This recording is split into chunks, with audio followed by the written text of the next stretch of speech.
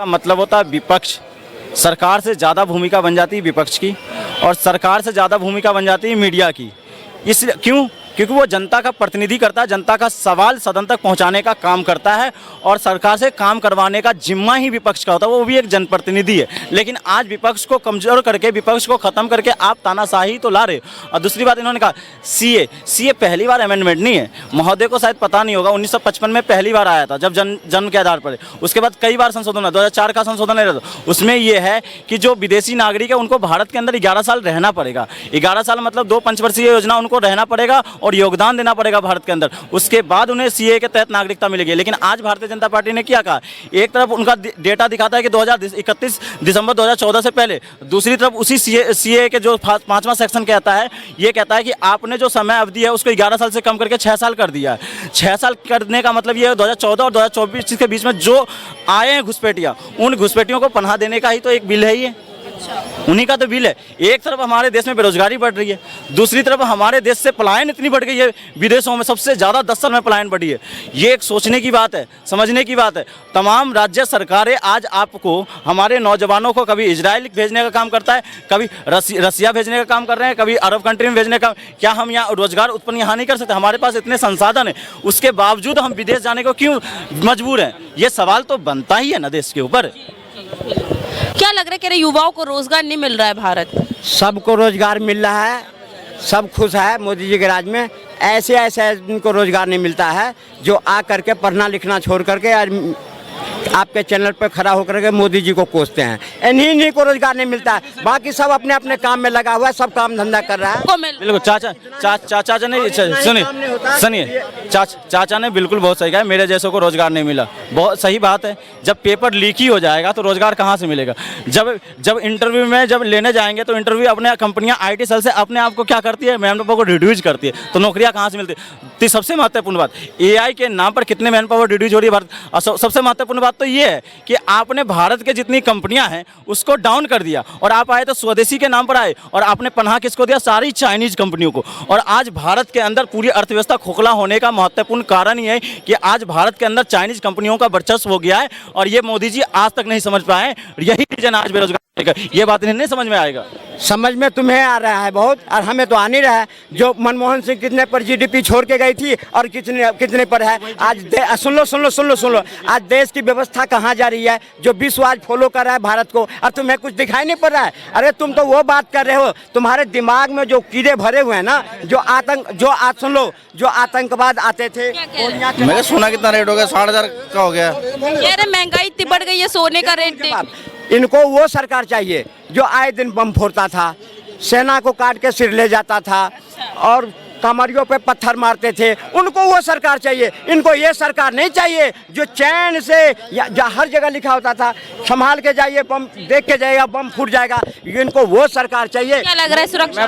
मैं पूछना चाहता हूँ, सेना प्रमुख आज भी है ना? पहली बार हमारे सेना के जवानों के नाम पर, शहीद जवान के नाम पर वोट मांगी जा रही है। क्या सही है? और दूसरी बात, आज जम्मू कश्मीर हमारे सेना प्रमुख है, पांडे जी ने क्या कहा? उनको हम बहुत मान सम्मान से देखते हैं। उन्होंने क्या कहा? पिछले जो 4-5 साल है उसमें जो घुसपैठियों का जो आंकड़ा है सबसे ज़्यादा बढ़ी है। आज ही बताइए, चलो इन्होंने मैं मान लिया, चाइना की इतनी हिम्मत होगी, पहले 11 कस्बों का नाम बदला था, अब इन्होंने 30 नगरों का नाम बदल दिया। और सोनम वांगचुक का नाम तो आपने सुना होगा। सोनम वांगचुक 2014 और 2019 के चुनाव में किसी को समर्थन करते, भारतीय जनता पार्टी को समर्थन कर रहे थे। आज वही 21 दिन से उन्होंने अनशन किया, आमरण अनशन, भूख हड़ताल किया। किस लिए? क्या आपको बता दो, जो गोरखा हमारा रेजिमेंट है उसके न्याय के लिए, और गोरखा रेजिमेंट हमारा कमज़ोर हो गया। क्यों? क्योंकि जो हमारा जो लद्दाख का जो क्षेत्र था, जो फिंगर्स थे, 8वें फिंगर से 14 फिंगर्स तक घिसका दिया। हमारे ज़मीन, हमारे जो क्षेत्र थे, उन्होंने घुसपैठियाँ उसकी वजह से उन्होंने पूरा कवर ली है। लेकिन इसके बाद हमारा रेंगला का रेजिमेंट जो 1965 के युद्ध का एक चिन्ह है, उसको चाइना के हवाले कर दिया। उस पर ये सवाल नहीं करेंगे, लेकिन आंख दिखाएंगे हमारे। नेहरू जी से जाके पूछ, 1975 में कच्चा चिट्ठू वो उसको क्यों दे दिया? ये सुनो, 1975 क्यों दे दिया? 1975 चुप, बेमतलब की बात कर रहा है। चुप, देख ले नेहरू जी 1966 में नेहरू जी के देहांत ये नेहरू जी मोदी जी की बात आएगी, वर्तमान सरकार की बात आएगी, ये नेहरू पे ले जाएंगे, वर्तमान सरकार की बात आएगी राजीव गांधी पे ले जाएंगे। ये वर्तमान सरकार, ये बताओ अगर वर्तमान सरकार से सवाल पूछना है या पीछे की सरकार से पूछना है? आज हमारी सरकार में तमाम सार्वजनिक संस्थानें, रेलवे, गिलवे, वेल, सेल, तमाम संस्थानें आई जिसकी वजह से हमें भागीदारी निश्चित हुई। आज उन्हीं को ये सवाल करे, जिस national highway authority of India जिसके माध्यम से आज हमारे ग्रामीण विकास मंत्रालय बनाया गया, ये जिस डेवलपमेंट की बात, स्किल डेवलपमेंट बनाया गया, ये सारे तो उनके उसमें ही आया था। ये तो सब कुछ दिया हुआ है। स्किल डेवलपमेंट के तरफ रोजगार मिल रहे हैं, जिसकी दिमाग है, जिसकी टैलेंट है, उसको नौकरी मिल रहा है, सब कुछ मिल रहा है। पर ऐसे ऐसे युवा है कुछ नहीं, चलेंगे सब कुछ लेकर, मुझे सरकारी नौकरी मिल जाए, कलेक्टर बन जाऊं, नहीं होगा, तेरे दिमाग होगा जा। ये सुधीर चौधरी के सुने, ये कहते मुखर्जी नगर में, सुनिए मुखर्जी नगर में यूपीएससी करने के लिए क्यों जाते हो? इनका सवाल बिल्कुल वाजिब है, क्योंकि सुधीर चौधरी प्राइम टाइम चला रहा है ना कि यूपीएससी जो कर रहे हैं, यूपीएससी करने में अपना टाइम बर्बाद कर रहे हैं। भैया अगर यूपीएससी करने में टाइम बर्बाद कर रहे हैं तो यूपीएससी सबसे कठिन, अगर जितने बंदा यूपीएससी का तैयारी नहीं करेगा, कठिन नहीं होगा उसका तैयारी, तो आप बताइए फिर यूपीएससी का महत्व क्या रह जाएगा? जो आप बताइए सेक्रेटरी जो योजनाओं पे काम करता है, योजना के विजन पे काम करता है, योजना के प्रिंसिपल्स पे काम करता है,